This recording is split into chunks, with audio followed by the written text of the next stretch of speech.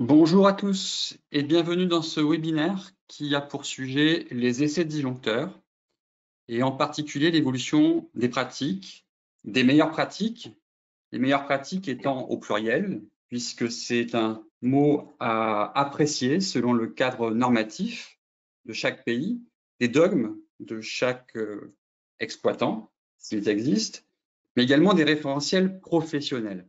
Et c'est ce qu'on va vous montrer dans cette présentation, plusieurs façons de pouvoir tester ces disjoncteurs, qu'il s'agisse de faire de la mise en service ou de la maintenance des postes. Donc toujours en propos liminaire, c'est une présentation qui est orientée sur les disjoncteurs HTB supérieurs à 50 kV. Ceci étant, si votre intérêt est sur les disjoncteurs de moyenne tension, ça peut également s'appliquer.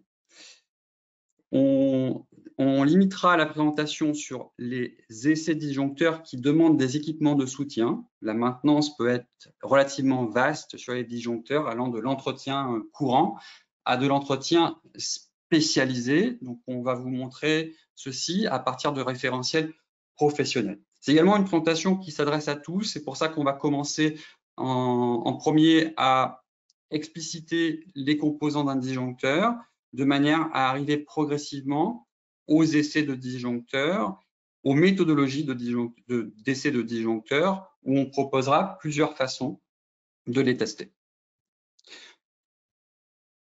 En premier lieu, on va définir un disjoncteur. Un disjoncteur, c'est un dispositif automatique qui ferme et qui ouvre des contacts à l'intérieur de chambres dans des conditions de charge ou de défaut. Donc, sa tâche, c'est de maintenir le courant de charge en fonctionnement normal et en revanche, en cas de défaut, de l'ouvrir le plus rapidement possible. Donc là, vous avez l'illustration de différents types de disjoncteurs. Simple chambre en 63 kV. Ici, vous avez du 400 kV avec 4 chambres de coupure. Donc, dans la chambre, c'est là où se produit l'interruption du courant. Et ici, vous avez des disjoncteurs de type moyenne tension, type débrochable.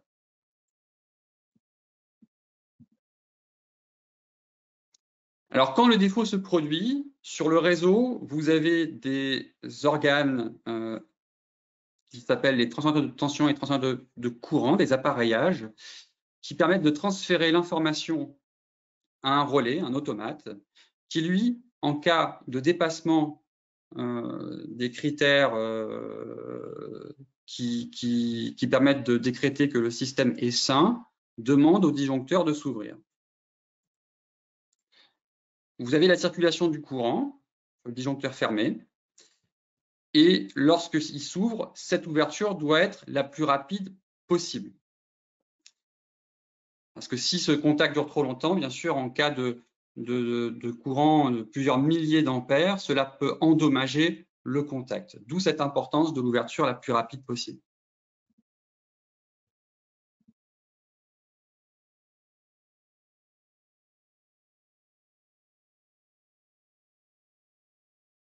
Le contact principal est conçu pour tenir des centaines d'interruptions de courant de surcharge. En revanche, pour des courants de défaut, ça peut soutenir que quelques interruptions. C'est pour ça que c'est un des critères les plus importants dans l'exploitation d'un disjoncteur. En autre terme à connaître, c'est le contact d'arc que vous retrouvez sur les disjoncteurs très haute tension. Donc, ce contact d'arc sert à l'ouverture de disjoncteurs. Donc, vous le voyez ici, c'est la forme de tulipe qui permet, en s'ouvrant, à passer d'une résistance très faible, qui permet la circulation du courant sans échauffement, ou disons le moins d'échauffement possible, à une ouverture, c'est-à-dire un circuit ouvert où vous passez par une résistance intermédiaire. Donc ça permet de limiter l'arc à l'ouverture et donc les défauts dus à l'apparition d'un arc. Les disjoncteurs sont, pour certains, sont remplis de SF6. Donc c'est un gaz qui permet de réduire d'augmenter la capacité diélectrique de la chambre. Donc, on a tout intérêt à ce que ce SF6 soit à une densité constante. Malheureusement, un des problèmes sur les disjoncteurs, ce sont les fuites. Donc, on comprend par là qu'il va falloir mesurer également la densité du SF6 pour assurer la pérennité des disjoncteurs dans le temps. Nous avons parlé des chambres de coupure. Typiquement, vous en avez 1 à 4 sur les disjoncteurs qui dépendent de la tension. Généralement, en 63, 90, c'est une chambre. À partir de 225, 2 chambres et 4 chambres pour 400 kV ou plus. Vous avez parfois aussi des condensateurs de répartition sur des multichambres qui servent à mieux équilibrer la tension entre chaque chambre de coupure, donc ce qui permet de mettre le même effort pour chaque chambre lors de l'ouverture. Ces disjoncteurs sont commandés à distance par des relais qui communiquent l'ordre via un coffret auxiliaire qui est à proximité immédiate des disjoncteurs d'activer les mécanismes d'ouverture. Donc pour ce faire, vous avez un compartiment moteur qui permet de compacter un fluide de transmission ou un mécanisme. Il existe plusieurs technologies qui donnent l'énergie nécessaire au disjoncteur de s'ouvrir ou de se fermer. Et dans le coffret, vous avez également un compartiment lié aux commandes qui permettent justement de libérer cette énergie. Ce sont des bobines de commande. En fonction du type de tension, vous pouvez avoir plusieurs bobines de commande, donc des bobines de déclenchement pour l'ouverture et des bobines d'enclenchement pour la fermeture. Généralement, c'est une pour le déclenchement et une pour l'enclenchement, et vous en avez 3 pour le déclenchement à partir de 225 400 kV, c'est-à-dire une par pôle, parce que bien souvent, vous avez un moteur parce qu'il faut plus d'énergie pour pouvoir ouvrir, fermer à ce niveau de tension, et une seule bobine d'enclenchement, donc pour la fermeture. Vous avez également plusieurs possibilités pour commander ces ouvertures et fermetures de disjoncteurs, soit localement, donc au niveau du coffret auxiliaire, c'est ce que je vous ai montré dans la diapo précédente, et c'est là qu'on va intervenir au niveau des mises en service ou de la maintenance des disjoncteurs pour pouvoir faire ces opérations. Mais également, vous pouvez le faire à distance depuis la salle de contrôle commande ou du relais depuis le bâtiment de relayage. Donc, tous ces principes s'appliquent également pour la plupart sur les cellules moyenne tension, bien qu'il n'y ait pas de contact d'arc sur le disjoncteur moyenne tension. Maintenant, voyons la chaîne au complet avant de passer au référentiel de maintenance. Vous avez des bobines qui sont mises sous tension et qui vont déclencher la commande. Donc ça, c'est le relais qui va commander cette opération. Donc, vous avez ici l'illustration où se produit ce déclenchement. L'ordre est donné à une commande mécanique ou hydraulique. Donc, c'est les fluides que vous voyez ici qui sont ensuite recompressés par un moteur qui vont libérer cette énergie sur des mécanismes, des leviers qui vont permettre in fine, au contact principal qui est situé dans la chambre de coupure des disjoncteurs, de s'ouvrir ou de se fermer. En parallèle, vous avez dans les coffrets auxiliaires des contacts auxiliaires qui informent les appareils de poste, donc les relais de protection, les SCADA, du statut ouvert ou fermé des contacts principaux. Puis, pour fermer la boucle, le moteur permet de recharger le fluide. Donc, nous allons passer maintenant sur le référentiel des bonnes pratiques. Donc, cette présentation se base sur... Alors, on me signale que la présentation s'est bloquée sur une diapositive. J'espère que vous avez pu suivre les différents éléments, en tout cas par l'explication de chaque organe de disjoncteur, de la commande depuis le relais jusqu'à l'ouverture. Je pense que désormais, vous pouvez voir à nouveau la présentation, c'est-à-dire sur le référentiel des bonnes pratiques qui se base sur le référentiel Excelec.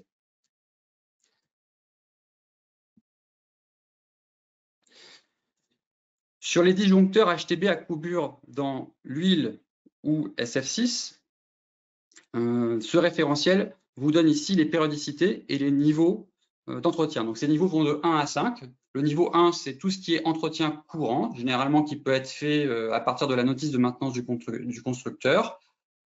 Le niveau 2, c'est la même chose, ce sont des procédures simples qu'on peut trouver également dans les notices de maintenance du constructeur.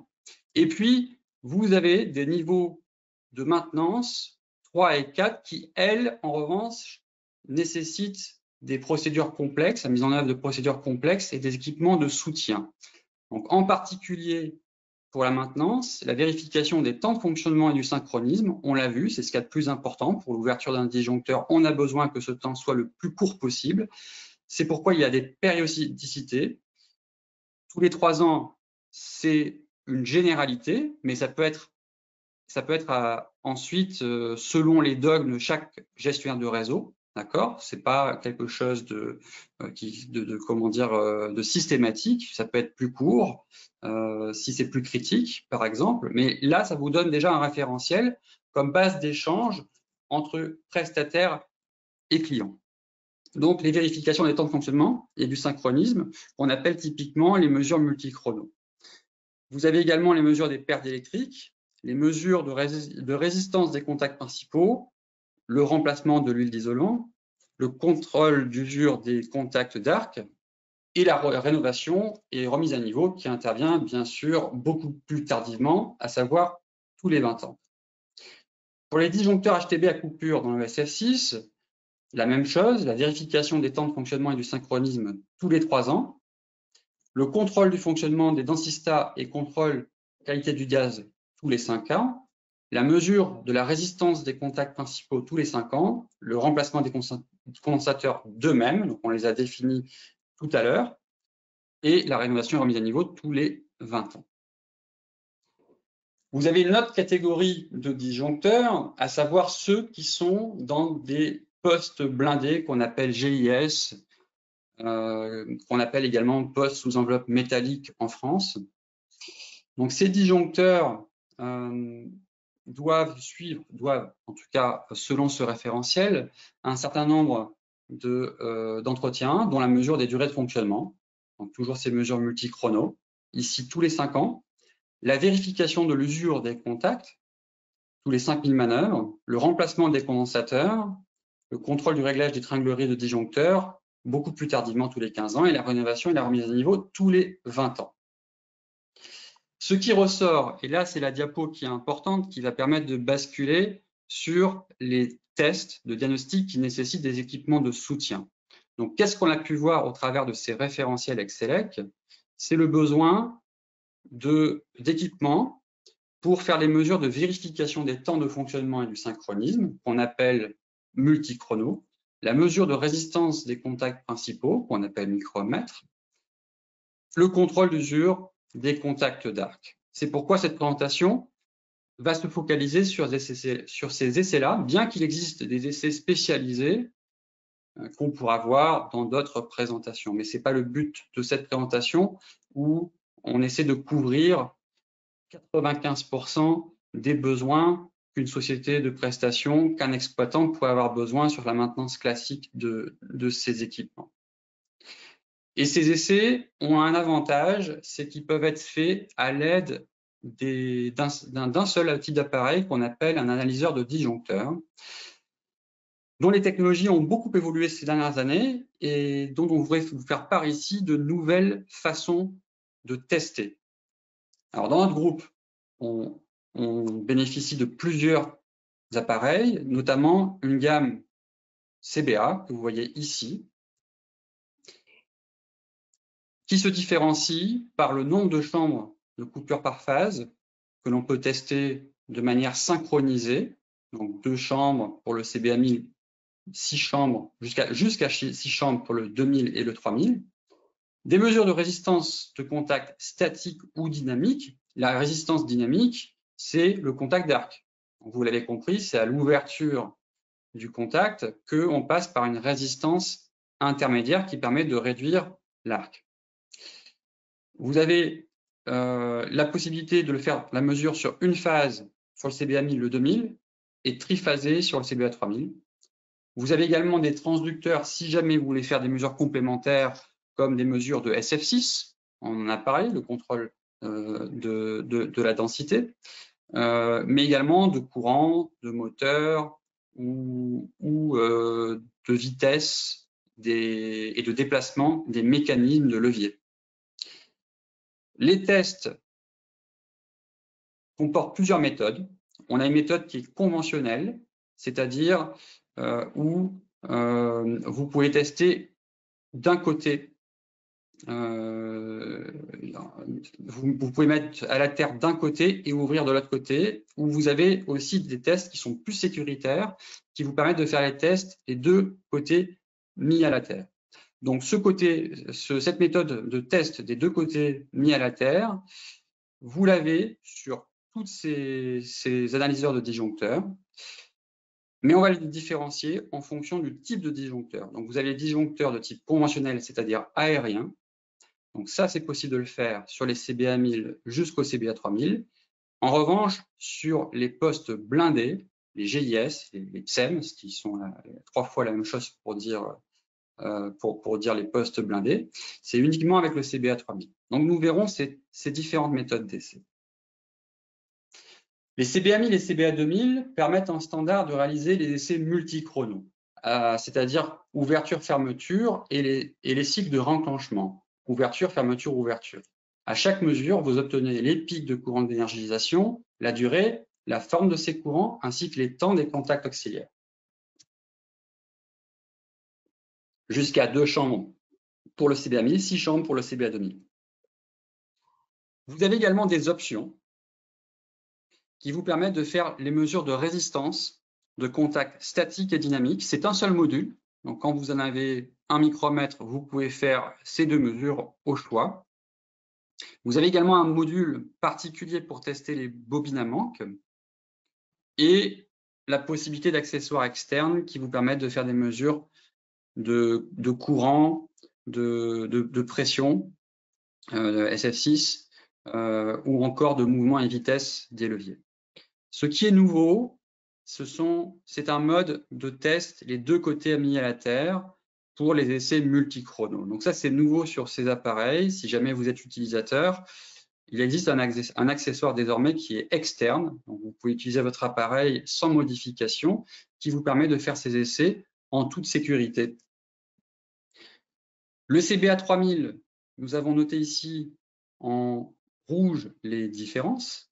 Donc, à savoir, vous avez jusqu'à 3 micromètres intégrés et vous avez un mode de côté annulaire qui est un peu différent puisqu'il permet également de tester les postes blindés. Le CBA 1000 se présente de cette façon. Donc, à savoir, vous avez ici les pistes pour tester, pour réaliser la vérification des temps des contacts principaux. Ici, la vérification des temps auxiliaires. Vous avez sur la partie droite les commandes des bobines qui donnent l'ordre de déclenchement ou d'enclenchement. Et au centre, vous avez l'option de micromètre intégré, donc à savoir 1 micromètre sur le CBA 1000. Et également son grand frère, le CBA 2000, la même chose. Vous avez en option le micromètre intégré. La différence et l'intérêt du CBA 2000 par rapport au CBA 1000, c'est le fait qu'il peut faire des mesures jusqu'à 4 ou 6 chambres par phase, ce qui n'est pas le cas pour le CBA 1000 qui est limité à 2 chambres de coupure par phase. Le CBA 3000 se présente de manière un peu différente, c'est-à-dire que c'est un appareil qui vous permet de configurer chacun de vos essais à partir d'un plateau latéral avec toutes les entrées de temps. Donc, vous en avez 8 par carte, donc jusqu'à 24. donc pour faire tout ce qui est mesure de temps des contacts principaux ou des contacts auxiliaires. Et sur la partie arrière, vous avez les bobines de commande, enclenchement, déclenchement, et les 3 micromètres. Vous avez ici 8 entrées analogiques qui sont associées notamment au micromètre pour faire la mesure de tension, parce que quand on fait une mesure micromètre, on injecte un courant et on vient mesurer une tension pour pouvoir en déduire une résistance. L'avantage des CBA 1000 et 2000, c'est qu'ils sont simples, pratiques et intuitifs. C'est-à-dire que tout est libellé sur la face avant. Vous n'avez pas de paramétrage à faire dans l'instrument et les essais sont directs. Qu'il s'agisse de la méthode conventionnelle avec un seul côté mis à la terre ou de la méthode double terre. C'est également des instruments tout en un, sans module additionnel. On ne vient pas connecter un module additionnel pour réaliser des résistances.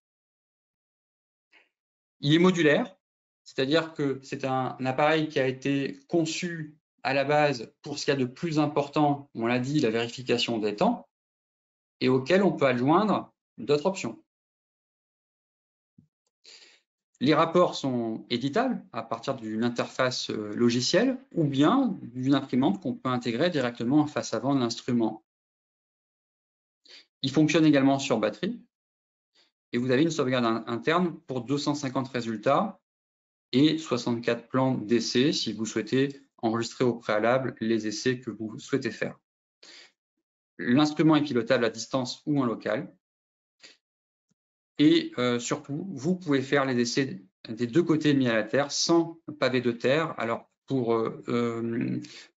ceux qui nous écoutent hors de France, les pavés de terre, c'est surtout utilisé en France par mesure de sécurité. Ce sont des parasurtenseurs, donc des accessoires supplémentaires qui permettent de s'affranchir de tout phénomène d'induction qui viendrait endommager l'appareil en cas d'induction. Donc, d'où l'intérêt d'utiliser le double terre, c'est sécuritaire pour vos essais puisque vous êtes entièrement protégé, l'instrument est entièrement protégé lors du test. Le CBA 3000, la différence, c'est que vous avez sur son écran des tests qui sont guidés, vous avez les schémas de connexion, et le fait que vous pouvez réaliser des essais double terre sur des postes blindés, les GIS. Donc, voyons maintenant de plus près comment réaliser les essais avec différentes méthodes, différentes pratiques d'essais.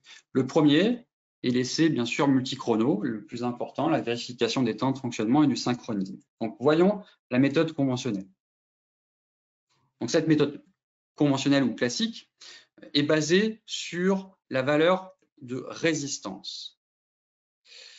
Lorsque le contact est fermé, bien sûr, vous avez une résistance qui est de l'ordre de quelques dizaines de microohms.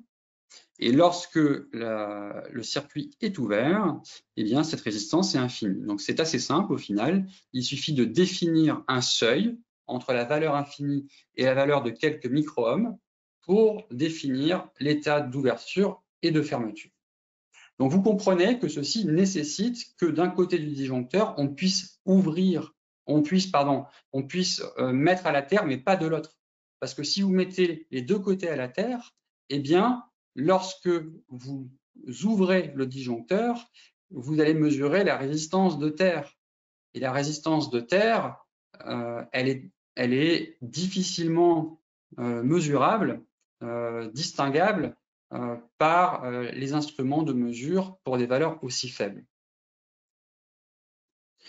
Donc, sur cette mesure classique, avec un seul côté mis à la terre, comment procède-t-on? Vous avez ici le panneau du CBA 1000. On se connecte sur les pistes qui sont toutes libellées, A1, B1, C1, donc phase 1, phase 2, phase 3, pour la chambre de coupure numéro 1. Donc là, c'est pour une chambre de coupure. Et on vient connecter les pinces de part et d'autre du disjoncteur. Il n'y a pas de sens. On peut le mettre dans le sens que l'on désire. On connecte ensuite les bobines de commande. À partir du coffret auxiliaire, on connecte le plus sur la bobine d'enclenchement et la bobine de déclenchement.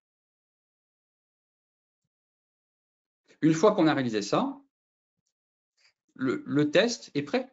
Vous avez juste besoin d'appuyer sur le bouton sélectionner pour signaler à l'instrument si vous voulez déclencher un test d'ouverture, de fermeture ou un cycle plus complet, ouverture, fermeture, ouverture, un cycle de réenclenchement. Donc les tests sont très rapides à réaliser. Vous avez donc également le cycle de réenclenchement, ouverture, fermeture, ouverture, qu'on utilise notamment pour voir certains automatismes de disjoncteur. Typiquement, si vous avez un arbre ou une branche qui est tombée sur une ligne, eh bien, le disjoncteur va être commandé de s'ouvrir et puis après un certain laps de temps, il va devoir se refermer. Si le défaut est toujours là, il va devoir se réouvrir. C'est le cycle de réenclenchement. Donc ça, c'est quelque chose que l'on voit sur les plaques signalétiques des disjoncteurs. Vous le voyez ici, la séquence d'opération, ouverture. Ici, le temps mort entre les deux opérations d'ouverture et de fermeture. Donc ici, qui est de 0,3 secondes. Et ensuite, le réenclenchement. Donc vous avez la fermeture. Et si jamais le défaut est toujours là, eh bien, l'ouverture finale, si le défaut est toujours conservé.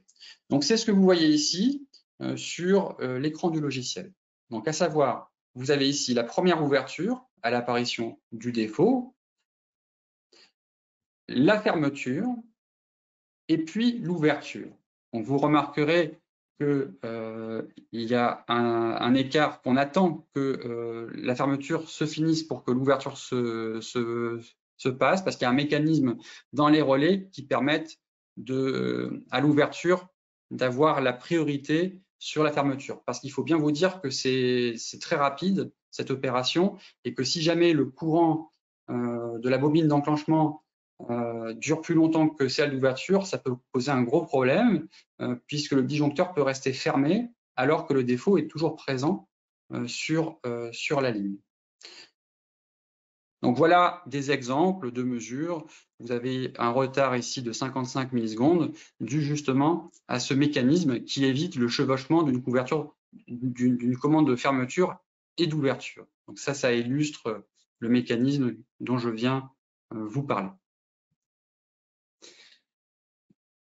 Vous avez sur chaque instrument un bouton sélectionner qui vous permet de définir le test que vous souhaitez faire pour la vérification des temps d'ouverture, de fermeture ou de cycle de réenclenchement. Sur le CBA 3000, vous avez également un bouton qui vous permet de faire les mesures SRM, c'est-à-dire résistance statique, c'est-à-dire résistance dynamique, contact d'arc, directement par ce bouton. Donc maintenant, nous allons voir la méthode double terre, qui est une autre méthode, une autre pratique pour les postes conventionnels, parce qu'il y a une méthode différente pour les postes blindés. Celle-ci est intéressante. Elle est très rapide, facile et sécuritaire. Donc elle présente tous les aspects pour être efficace. Donc si vous êtes prestataire, ce type d'instrument vous permet de faire des chantiers beaucoup plus rapides en termes d'installation, de facilité d'installation. Tout se fait sans nacelle. Vous pouvez, une fois que les terres sont installées, ces pinces vont se mettre au niveau des terres à la base. Donc là, vous avez un schéma qui est explicite. Chaque pince est positionnée d'un côté du disjoncteur à sa base, qui est relié via un boîtier d'adaptation vers le CBA. Et les tests se font de la même façon, c'est-à-dire qu'une fois que vous avez connecté vos bobines de pilotage et les pistes de contact principaux aux pinces, vous pouvez simplement lancer vos essais. Donc c'est une manière très rapide, très simple, sans programmation, sans moyen de levage, pour réaliser vos essais et avant tout sécuritaire, puisque les deux côtés sont mis à la tête. Vous avez ici l'illustration d'un essai avec la terre que vous voyez ici, le câble de mise à la terre. Donc là, on est à la base d'un disjoncteur. et la pince qui est reliée au boîtier d'adaptation qui lui-même est connecté au CBA. Vous avez différents jeux en fonction de l'écart des pôles disjoncteurs, de base 9 mètres, mais vous avez aussi une extension de 18 mètres qui est également possible. Ce jeu est compatible avec l'ensemble des CBA de la gamme de notre société. Donc CBA 1000, CBA 2000, CBA 3000. Il existe une autre méthode, double terre, pour les postes blindés. Alors les postes blindés, c'est beaucoup plus délicat. Donc là, vous avez l'image qui illustre un poste blindé. Les postes blindés à l'ouverture ont une résistance qui est très proche de la résistance à l'état fermé. Donc là, vous avez justement le diagramme qui permet de l'illustrer. Donc vous avez le disjoncteur conventionnel où à l'ouverture, la résistance de terre, c'est quelques centaines de milliohms. En revanche, pour un disjoncteur dans un GIS, dans un poste blindé, la résistance à l'ouverture est de quelques centaines de microohms. Donc, pour dissocier l'état d'ouverture et de fermeture pour un GIS, vous comprenez que ce n'est pas une mince affaire en comparaison à un disjoncteur aérien. Donc, pour ce faire, nous avons une autre méthode qui utilise des bobines Rogowski.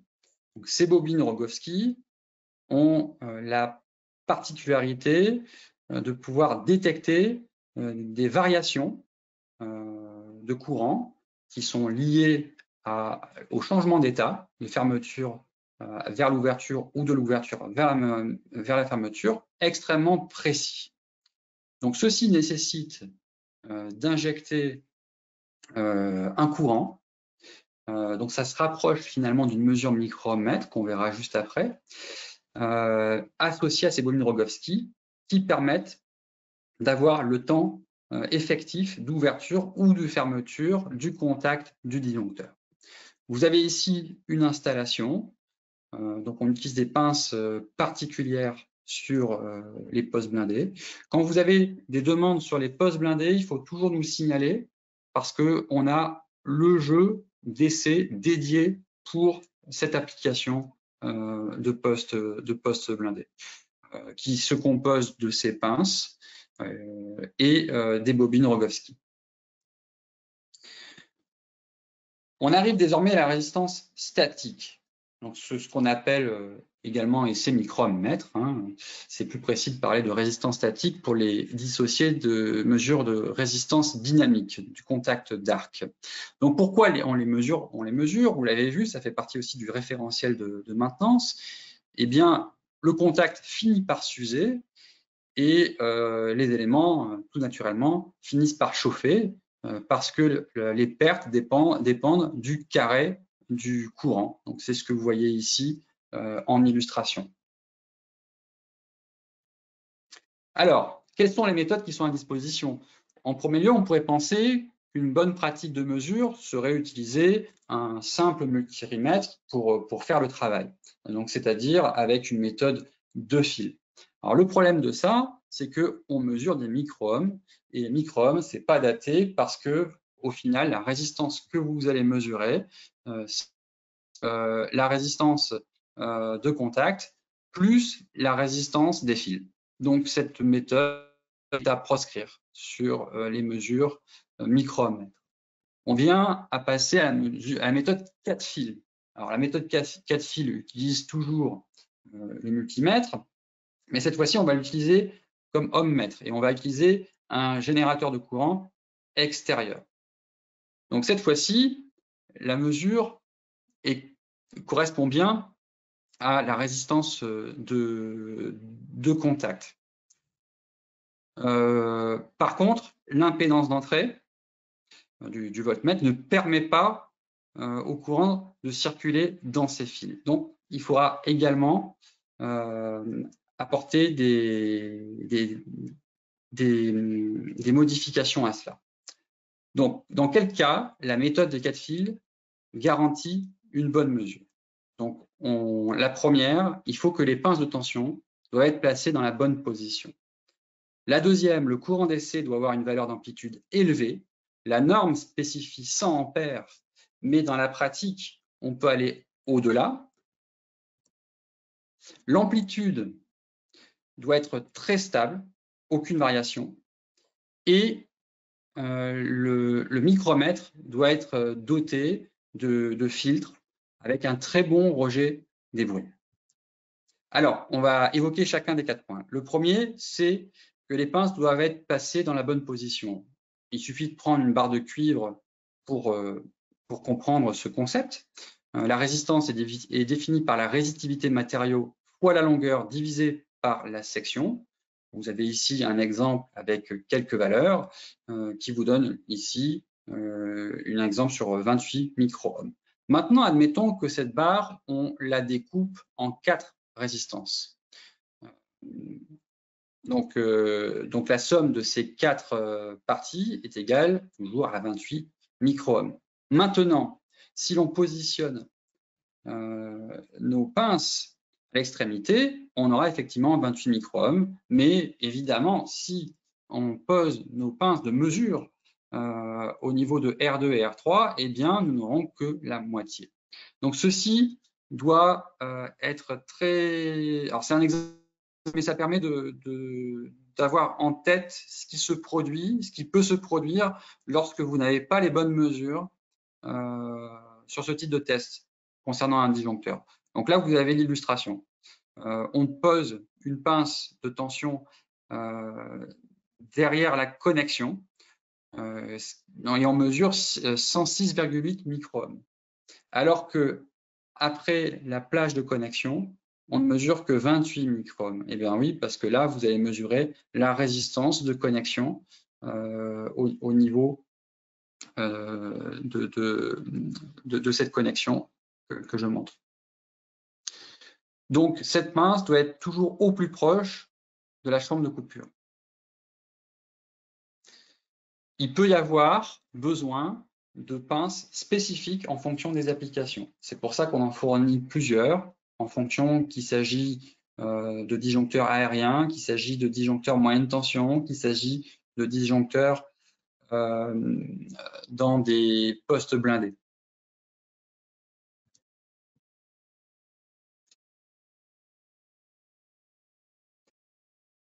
Le courant d'essai doit aussi avoir une valeur de courant élevée parce qu'il existe un effet qu'on appelle l'effet Seebeck du fait de la jonction entre 2 matériaux conducteurs différents. Donc ça occasionne une tension parasite dans votre mesure. Donc ça nécessite le fait d'avoir un courant élevé, mais ce n'est pas la seule raison, c'est-à-dire que sur les réseaux de tension, vous pouvez avoir de l'induction qui génère également une tension parasite. Donc plus le courant sera élevé et plus la mesure sera précise. L'amplitude de courant doit être également stable. Ça peut être également une cause importante d'imprécision. Du fait, s'il ne s'agit pas d'un courant continu, un vrai courant continu, d'approximation de mathématiques, du fait que l'amplitude de courant n'est pas entièrement stable. Et enfin, un très bon rejet des bruits. Donc ça, c'est la conception des valises et également du jeu de câbles qui permettent de rejeter ces bruits qui viennent polluer la mesure. Donc voilà les micromètres sur un CBA 3000, mais le principe est le même sur un CBA 1000 ou CBA. On va simplement faire une boucle de courant et à partir des pinces, de mesurer la tension. Donc, c'est une méthode 4 fils, mais qui respecte les 4 éléments qu'on a cités pour réaliser un essai qui soit correct. La présentation est bientôt finie. On a le dernier test qui est celui de la résistance dynamique. Ça va aller assez vite parce que c'est très très proche de l'essai micromètre pour la résistance statique. La différence, c'est que celle-ci, elle se fait lors d'un déclenchement. On va le faire à l'ouverture. Donc, comment réaliser un bon essai pour les contacts d'arc? on doit démarrer bien sûr la génération du courant, on commande l'ouverture du contact et on maintient le courant jusqu'à l'ouverture complète. Cet essai nécessite également d'avoir une fréquence d'échantillonnage importante parce que ce qu'on va mesurer dans cet essai-là, ce n'est pas l'amplitude, bien qu'on puisse l'afficher graphiquement, mais c'est plutôt le temps par lequel la résistance statique, la résistance dynamique, pardon, est en contact seul. On va l'illustrer. Vous avez ici le démarrage à l'ouverture, donc le contact est entièrement fermé, on a une résistance proche de 0. Ici, à l'ouverture, on a le contact d'arc qui est seulement en contact désormais. Donc on voit bien, hein, là, le contact principal n'est plus en contact. Et ici, on est on est à ce niveau-là, donc c'est uniquement le contact d'arc qui est en contact. Et c'est cette mesure-là qu'on va prendre, c'est-à-dire le temps, le temps où ce contact, où on a cette valeur de contact. Et ensuite, à l'ouverture complète, eh bien, la résistance tend vers l'infini. Pour votre maintenance, ce sont des mesures comparatives. On va comparer une première mesure, donc ici, mettons 3,8 millisecondes, à une mesure que vous pourrez faire plusieurs années après pour comparer si cette valeur est toujours la même. Donc évidemment, si ça diminue de trop, il faut interroger le fabricant du disjoncteur pour connaître la maintenance à réaliser sur le disjoncteur. C'est une mesure que l'on fait uniquement à l'ouverture parce qu'à la fermeture, la vitesse est beaucoup plus élevée. Donc, on aura moins de précision au final pour réaliser ce constat. Vous avez ici l'exemple sur un CBA 1000.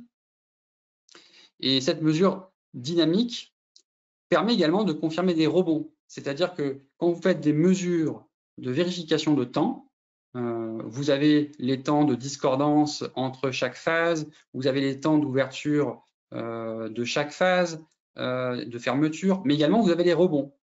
Parce que à la fermeture en particulier, le contact peut rebondir, comme vous le voyez ici. Vous voyez, le trait épais, ça montre une fermeture, le trait fin, ça montre que c'est ouvert. Donc ça, c'est typique d'un rebond sur la phase B, et qui peut être également contrôlé ici. Donc du coup, à la fermeture, c'est pourquoi parfois on peut l'utiliser pour confirmer effectivement l'apparition d'un rebond.